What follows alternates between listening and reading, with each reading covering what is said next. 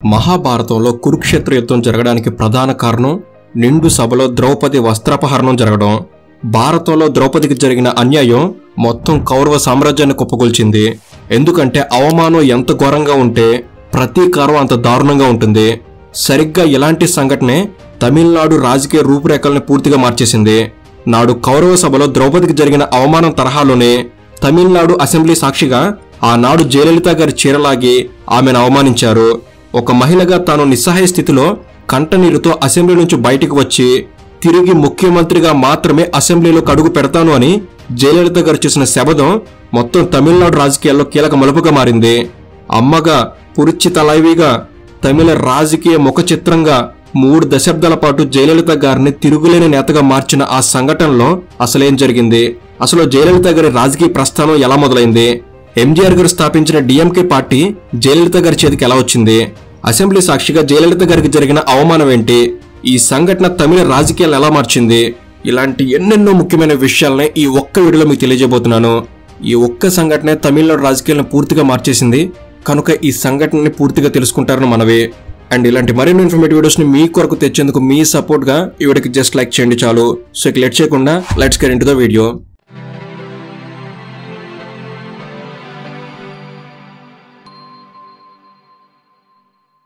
1972లో MG Ramachandran garu కరుణానిధితో విభేదించి DMK పార్టీకి వ్యతిరేకంగా అన్నా డిఎంకేను స్థాపించారు. అన్నా డిఎంకేను స్థాపించిన తర్వాత 1977లో జరిగిన మొట్టమొదటి ఎన్నికల్లోనే ఆ పార్టీ విజయం సాధించింది. దాంతో 1977లో ఎంజీ రామచంద్రన్ గారు ముఖ్యమంత్రి అయ్యారు. రాజకీయాల్లోకి రాకముందు ఎంజీ రామచంద్రన్ గారు సినిమా హీరో. ఆ సమయంలో రామచంద్రన్ గారితో జయలలిత గారికి పరిచయం ఉండేది. ఎంజీఆర్ గారికి జయలలిత గారికి మధ్య పరిచయం చాలా సన్నిహితం, వ్యక్తిగతం కూడా. కాబట్టి వీరి మధ్య ఎలాంటి సంబంధం ఉండేది అనే విషయాన్ని మనం అర్థం చేసుకోవచ్చు. అలా ఎంజీఆర్ గారితో ఉన్న సన్నిహిత సంబంధం జయలలిత గారిని కూడా రాజకీయాల్లోకి వచ్చేలా చేసింది. 1982లో జయలలిత గారు ఒక సాధారణ సభ్యురాలిగా అన్నా డిఎంకేలో చేరారు. పార్టీలో చేరిన 2వ సంవత్సరంలోనే అనగా 1984లో జయలలిత గారిని ఏకంగా ఎటువంటి రాజకీయ అనుభవం లేకుండానే ఎంజీఆర్ గారు రాజ్యసభకు నామినేట్ చేశారు. ఇక 1988లో ఏకంగా జయలలిత గారు అన్నా డిఎంకే ప్రధాన కార్యదర్శిగా పార్టీలో కీలకమైన బాధ్యతలు తీసుకున్నారు. అలా ఎంజీఆర్ గారు జయలలిత గారికి రాజకీయంగా చాలా ప్రముఖమైన పదవితో పాటు పార్టీలో కూడా కీలక బాధ్యతలు ఇచ్చారు.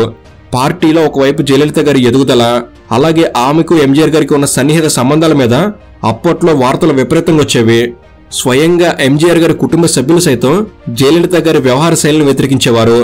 జయలలిత గారికి ఎంజీఆర్ గారికి మధ్య ఉన్న సన్నిహిత సంబంధాల గురించి చర్చ జరుగుతున్న సమయంలోనే ఎంజీఆర్ గారు తీవ్ర అనారోగ్య సమస్యలతో ఇబ్బంది పడ్డారు. దాంతో 1987లో ఎంజీఆర్ గారు ముఖ్యమంత్రి పదవిలో ఉంటూనే దాదాపు 10 నెలల పాటు అమెరికాలో ఉండి ట్రీట్మెంట్ తీసుకున్నారు. డయాబెటీస్ వ్యాధితో బాధపడిన ఆయన కిడ్నీ, హార్ట్ ఫెయిల్యూర్తో 1987 డిసెంబర్ 24న మరణించారు. ఆ సమయంలో ఎంజీఆర్ గారి పార్థివ దేహాన్ని ప్రజా సందర్శనార్థం 2 రోజుల పాటు చెన్నై రాజాజీ హాల్లో ఉంచారు. ఎంజీఆర్ గారి మరణంతో ఇక జయలలిత గారికి అసలైన సవాళ్లు మొదలయ్యాయి. అప్పటికే జయలలిత గారికి ఎంజీఆర్ గారికి ఉన్న సంబంధం గురించి జరుగుతున్న ప్రచారం ఎంజీఆర్ కుటుంబ సభ్యుల్లో జయలలిత గారి మీద ద్వేషాన్ని నింపాయి. దాంతో ఎంజీఆర్ గారి పార్థివ దేహం సాక్షిగా జయలలిత గారికి అవమానాలు మొదలయ్యాయి. ఎంజీఆర్ గారి కుటుంబ సభ్యులు జయలలిత గారిని కనీసం ఎంజీఆర్ గారి పార్థివ దేహాన్ని చూసేందుకు కూడా అనుమతించలేదు అనే ప్రచారం జరిగింది.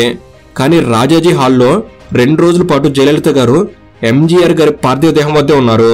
కానీ 1987 డిసెంబర్ 25న ఎంజీఆర్ గారి అంతిమయాత్ర వాహనం మీదకు జయలలిత గారిని అనుమతించలేదు. అనుమతించకపోగా వాహనంలోకి ఎక్కే ప్రయత్నం చేసిన ఆమెను ఎంజీఆర్ గారి కుటుంబ సభ్యులు, పార్టీ కార్యకర్తలు కిందకి నెట్టేశారు. వేలాది మంది అభిమానుల సమక్షంలో జరిగిన ఆ సంఘటనలో వాహనం నుంచి కింద పడిన ఆమె దాన్ని చాలా పెద్ద అవమానంగా భావించింది. పార్టీలో తానే ఎంజీఆర్ వారసురాలని అని నిరూపించుకునేలా ఆమెలో కసిని పెంచిన సంఘటన అది. జయలలిత గారి రాజకీయ జీవితంలో మొట్టమొదటి అవమానం కూడా అదే.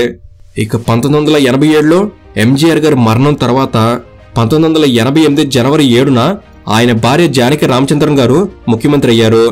జానకి రామచంద్రన్ గారు ముఖ్యమంత్రి అయిన సమయంలో అన్నా డిఎంకే పార్టీ 2 వర్గాలకు చీలిపోయింది. ఒక వర్గం జానకి రామచంద్రన్ గారితో ఉంటే మరో వర్గం జయలలిత గారితో ఉంది. ముఖ్యమంత్రిగా ప్రమాణం చేసిన జానకి రామచంద్రన్ గారు అవిశ్వాస పరీక్షను ఎదుర్కోవాల్సి వచ్చింది. ఆ సమయంలో 96 మంది ఎమ్మెల్యేలు జానకి రామచంద్రన్ గారికి మద్దతుగా ఉన్నారు. 34 మంది ఎమ్మెల్యేలు మాత్రమే జయలలిత గారికి మద్దతుగా ఉన్నారు. మెజారిటీ సభ్యుల మద్దతు జానకి రామచంద్రన్ గారికి ఉండడంతో ఆమె ముఖ్యమంత్రి పదవిని కాపాడుకున్నారు. కానీ జానకి రామచంద్రన్ గారు ముఖ్యమంత్రి అయిన 23 రోజుల్లోనే రాజీవ్ గాంధీ గారు తమిళనాడులో ఆర్టికల్ 356 ఉపయోగించి రాష్ట్రపతి పాలన విధించారు. 1988 జనవరి 30 నుంచి 1989 జనవరి 26 వరకు, అంటే దాదాపు సంవత్సరం పాటు తమిళనాడులో రాష్ట్రపతి పాలన కొనసాగింది. ఇక తర్వాత 1989 జనవరిలో తమిళనాడులో ఎన్నికలు నిర్వహించారు. ఆ ఎన్నికల్లో అన్నాడీఎంకే పార్టీ జయలలిత వర్గం, జానకి రామచంద్ర వర్గం ఇలా 2 వేరువేరు వర్గాలుగా పోటీ చేశాయి. ఎంజీఆర్ గారి మరణం తర్వాత 96 మంది మద్దతున్న జానకి రామచంద్ర వర్గం నుంచి కేవలం 2 మాత్రమే విజయం సాధించారు. ఇక 34 మంది మద్దతున్న జయలలిత వర్గం నుంచి 27 మంది విజయం సాధించారు. అలా మొత్తంగా ఆ 1989 ఎన్నికల్లో డిఎంకే పార్టీ 150 స్థానాలతో అధికారంలోకి వచ్చింది. కరుణానిధి గారు ముఖ్యమంత్రి అయ్యారు. కానీ 2గా చీలిపోయిన అన్నా డిఎంకేలో మాత్రం జయలలిత గారి వర్గానికి ఎక్కువ సీట్లు దక్కాయి.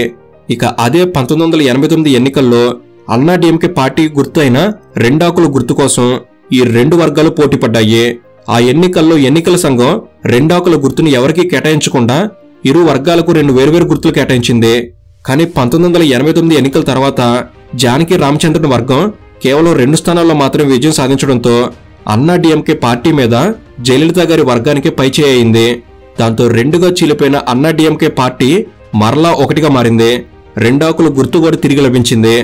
అలా అన్నా డిఎంకే పార్టీలో జయలలిత గారి ఆధిపత్యం మొదలైంది. 1989లో తమిళనాడు అసెంబ్లీలో ప్రధాన ప్రతిపక్ష నేత హోదా కూడా ఆమెకి దక్కింది. తమిళనాడులో ఒక మహిళ ఇలా ప్రధాన ప్రతిపక్ష నేత కావడం అదే తొలిసారి కూడా. ఇక 1989లో కొత్తగా ఏర్పడ్డ కరుణానిధి ప్రభుత్వం అధికారంలోకి వచ్చిన వెంటనే బడ్జెట్ సమావేశాలు ఏర్పాటు చేసింది. అప్పట్లో ముఖ్యమంత్రి కరుణానిధి వద్దే ఆర్థిక శాఖ కూడా ఉండడంతో ఆయనే బడ్జెట్ ప్రవేశపెట్టేందుకు సిద్ధమయ్యారు. 1989 మార్చి 25న ఎవ్వరూ ఊహించని సంఘటన జరిగింది. అయితే ఆ సంఘటన జరిగింది 1989లో కావడంతో సభా సమావేశాల ప్రత్యక్ష ప్రసారాలు ఇలాంటివి ఆ రోజుల్లో లేవు. కాబట్టి ఆ రోజు సభలో ఉన్నవారు మాత్రమే ఆ సంఘటనకు సాక్షులు. కానీ ఆ రోజు జరిగిన సంఘటనలో 2 వేరువేరు అభిప్రాయాలు వినిపిస్తూ ఉంటాయి. కాదు అవమానం జరిగింది అని అన్నా డిఎంకే ఆరోపిస్తుంటే, లేదు అదంతా అన్నా డిఎంకే చేస్తున్న తప్పుడు ఆరోపణలని డిఎంకే చెప్తుంది. ఇప్పటికీ ఈ సంఘటన మీద ఆయా పార్టీలను బట్టి వారు చెప్పే విషయం మారిపోతూ ఉంటుంది. అయితే 1989 మార్చి 25న ఆనాడు సభలో ప్రెస్ గ్యాలరీలో ఉన్న అరుణ్ అనే జర్నలిస్ట్ ఒక ప్రముఖ మీడియా సంస్థకి ఇచ్చిన సమాచారం ఆధారంగా సేకరించిన సమాచారం ప్రకారం కరుణానిధి గారు ముఖ్యమంత్రి అయిన కొన్ని రోజుల్లోనే మార్చి 13న శశికళ భర్త నటరాజన్ని పోలీసులు అరెస్ట్ చేశారు. ప్రభుత్వ అధికారంలోకి వచ్చిన వెంటనే అన్నా డిఎంకే ఎమ్మెల్యేల మీద దాడులు జరగడాన్ని నిరసిస్తూ అదే రోజు జయలలిత గారు తన ఎమ్మెల్యే పదవికి రాజీనామా చేస్తున్నట్లు అసెంబ్లీ స్పీకర్ కి రాజీనామా లేఖను పంపారు. స్పీకర్ కూడా ఆ రాజీనామాను వెంటనే ఆమోదించారు. కానీ ప్రభుత్వం ఏర్పడిన వెంటనే ఇలా ప్రతిపక్షాల పట్ల వ్యవహరిస్తున్న తీరు గురించి ప్రజల్లో తప్పుడు సంకేతాలు వెళ్లకుండా డిఎంకే పార్టీ జాగ్రత్త పడింది. ఆమోదించిన రాజీనామాను రీకాల్ చేస్తున్నట్లు స్పీకర్ ప్రకటించారు. దాంతో జయలలిత గారు వేసిన రాజీనామా ప్లాన్ పూర్తిగా సఫలం కాకపోవడంతో అన్నా డిఎంకే పార్టీ అసెంబ్లీ సమావేశాల్లో నిరసన తెలపాలని నిర్ణయించుకుంది. దాంతో ఆ రోజున అసెంబ్లీ సమావేశాలు మొదలు కాబోయే ముందు జయలలిత గారు అన్నా డిఎంకే ఎమ్మెల్యేలతో సమావేశం ఏర్పాటు చేశారు. ఆ సమావేశంలో అసెంబ్లీ సమావేశాలకు అంతరాయం కలిగించాలని జయలలిత గారు పార్టీ ఎమ్మెల్యేలకు సూచించారు. బడ్జెట్ ప్రవేశపెట్టే సమయంలోనే సభలో అంతరాయం కలిగించాలి అని జయలలిత గారు పార్టీ ఎమ్మెల్యేలకు ఆదేశాలిచ్చారు. కాబట్టి సభలో అలజడి సృష్టించే స్పష్టమైన ఉద్దేశంతోనే ఆనాడు అన్నా డిఎంకే ఎమ్మెల్యేలు సభకొచ్చారు. ఆ రోజున ఉదయం 10 గంటలకు ముఖ్యమంత్రి కరుణానిధి గారు బడ్జెట్ పాత్రలో చదవడం ప్రారంభించారు. ప్రతిపక్ష నేతగా జయలలిత గారు అసెంబ్లీలో ముందు వరుసలో కూర్చున్నారు. కరుణానిధి బడ్జెట్ ప్రవేశపెట్టడం మొదలుపెట్టిన వెంటనే జయలలిత గారు తమిళ్లో ఒక నేరస్తుడు బడ్జెట్ ని సమర్పించకూడదు అని నినాదం చేశారు. దాంతో కరుణానిధి గారు జయలలిత గారిని ఉద్దేశించి తప్పుగా ఒక అనకూడని మాట అన్నారు. అంతే, మొత్తం సభ అంతా గందరగోళంగా మారింది. అన్నా డిఎంకే పార్టీలోని ఎమ్మెల్యే సెంగొట్టయ్యన్ ముఖ్యమంత్రి కరుణానిధి గారి మీదకు వెళ్లి ముఖ్యమంత్రిగా ఉన్న ఆయన నెట్టివేసి చేతిలో ఉన్న బడ్జెట్ ప్రతులను లాక్కునే ప్రయత్నం చేశారు. ఆ ప్రయత్నంలో కరుణానిధి గారి కళ్లద్దాలు కింద పడిపోయాయి. కరుణానిధి గారు కూడా తన సీట్లో పడిపోయారు. దాంతో కరుణానిధి గారి మీద అన్నా డిఎంకే ఎమ్మెల్యేలు దాడి చేస్తున్నారని డిఎంకే ఎమ్మెల్యేలు ఒక్కసారిగా రెచ్చిపోయారు. మొత్తం సభ అంతా బీభత్సం జరిగింది. బడ్జెట్ కాపీలు, మైక్లు, చెప్పులు ఇలా చేతికందిన ప్రతి వస్తువుని ఒకరి మీద ఒకరు విసురుకున్నారు. ఇంత జరుగుతున్నా జయలలిత గారు మాత్రం తన స్థానంలో కూర్చునే ఉన్నారు. కొందరు అన్నా డిఎంకే ఎమ్మెల్యేలు జయలలిత గారికి రక్షణగా ఆమె చుట్టూ నిల్చున్నారు. సభలో గందరగోళం మరింత ఎక్కువ అవడంతో జయలలిత గారు బయటకు వెళ్లేందుకు ప్రయత్నం చేసి తన స్థానం నుంచి కొంత దూరం వెళ్లారు. ఎప్పుడైతే జయలలిత గారు బయటికి వెళ్లడం ప్రారంభించారో డిఎంకే ఎమ్మెల్యే దురై మురుగన్ జయలలిత గారి మీదకు వెళ్లి ఆమె చీర కొంగును లాగాడు. దాంతో ఆమె చీర కొంగు జారిపోయింది. చీర కొంగును లాగడం వల్ల భుజం మీద ఉండే సేఫ్టీ పిన్ జయలలిత గారి జాకెట్ ని కాస్త చిరిగిలా చేసింది. అలాగే ఆమె భుజం మీద ఉన్న ఆ సేఫ్టీ పిన్ గుర్చుకొని రక్తం కూడా వచ్చింది. ఈ సంఘటనతో సభ మొత్తం ఒక్కసారిగా దిగ్భ్రాంతికి గురైంది. జయలలిత గారు వెంటనే తన చీర కొంగుని సరిచేసుకుని భుజం చుట్టూ చీరను కప్పుకొని కన్నీళ్లు పెట్టుకుంటూ సభ నుంచి బయటకొచ్చారు. ఆ సందర్భంలో జయలలిత గారిని చూసిన వారు షాక్ అయ్యారు. జయలలిత గారు ఒక మహిళగా నిండు సభలో తనకు జరిగిన అవమానానికి ప్రతీకారం తీర్చుకోవాలి అనుకున్నారు. తనను అవమానించిన సభలో మళ్లీ అడుగు పెట్టడం అంటూ జరిగితే అది ముఖ్యమంత్రిగా మాత్రమే అని శపథం చేశారు. ఆ సంఘటన తమిళనాడు మహిళా ఓటర్లను విపరీతంగా కదిలించింది. మహిళా సమాజం అంతా అన్నా డిఎంకేకు మద్దతుగా మారారు. ఈ సంఘటన తర్వాత అన్నా డిఎంకే పార్టీ రాష్ట్రంలో విపరీతంగా ఆందోళన నిర్వహించింది. జయలలిత గారు అసెంబ్లీకి వెళ్లకుండానే కరుణానిధి ప్రభుత్వం మీద పోరాడారు. రాష్ట్రంలో అల్లర్లు మరింత ఎక్కువ కావడంతో 1991 జనవరి 31న అంటే కరుణానిధి ప్రభుత్వం ఏర్పడిన 2 సంవత్సరాల్లోనే తమిళనాడులో రాష్ట్రపతి పాలన విధించాల్సి వచ్చింది. దాంతో కరుణానిధి ప్రభుత్వం రద్దయింది. దాంతో 1991 జూన్లో తమిళనాడులో అసెంబ్లీ ఎన్నికలు జరిగాయి. ఆ ఎన్నికల్లో అన్నా డిఎంకే 234 స్థానాలున్న తమిళనాడు అసెంబ్లీలో 225 స్థానాల్లో విజయం సాధించింది. అఖండ మెజారిటీతో జయలలిత గారు తమిళనాడు ముఖ్యమంత్రి అయ్యి తనను అవమానించిన అదే సభలోకి ముఖ్యమంత్రిగా కాలు పెట్టారు.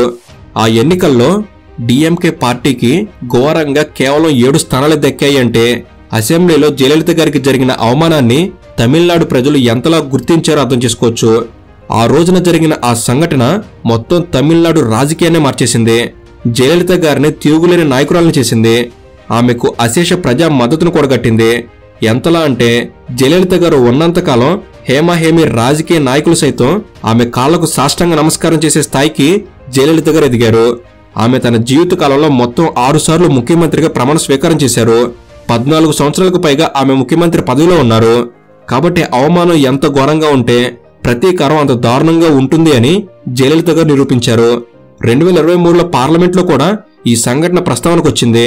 డిఎంకే నేత కనిమొళి పార్లమెంట్లో కౌరవ సభను ఉదాహరణగా తీసుకుని బీజేపీ మీద విమర్శలు చేస్తే నిర్మలా సీతారామన్ గారు ఆ విమర్శలకు కౌంటర్గా నిండు సభలో డిఎంకే నాయకులు జయలలిత గారి చీరలాగిన విషయాన్ని గుర్తు చేసి విమర్శలను తిప్పికొట్టారు. ఈ సంఘటన గురించి ఇప్పటికీ దేశ రాజకీయాల్లో చర్చ జరుగుతూనే ఉంటుంది. ఇలా మొత్తం దేశ రాజకీయాల్లో జరిగిన అత్యంత అవమానకర సంఘటనల్లో ఆనాడు అసెంబ్లీ సాక్షిగా జయలలిత గారికి జరిగిన సంఘటన ఎప్పటికీ నిలిచిపోతుంది. సో ఇది ఫ్రెండ్స్, ఈ సంఘటనపై మీ అభిప్రాయం ఏమిటి? అలాగే తమిళ రాజకీయాలపై మీకున్న అభిప్రాయం ఏమిటి? తప్పకుండా కామెంట్ చేయండి. ఈ వీడియో అనేది మీరు కొన్ని కొత్త విషయాలు తెలుసుకోవడంలో ఎంతో కొంత ఉపయోగపడిందని నేను భావిస్తున్నాను. ఈ వీడియో కనుక మీకు నచ్చినట్లయితే జస్ట్ లైక్ చేయండి చాలు. ఇలాంటి మరిన్ని ఇన్ఫర్మేటివ్ వీడియోస్ ఇక్కడ నుంచి రాబోతున్నాయి. వాటిని మీరు కూడా పొందేందుకు తప్పకుండా మన తెలుగు నాలెడ్జ్ సబ్స్క్రైబ్ చేసుకుని బెల్ ని ఆల్ లో పెట్టుకోగలరని మనవి. Thank you for watching. Have a good day.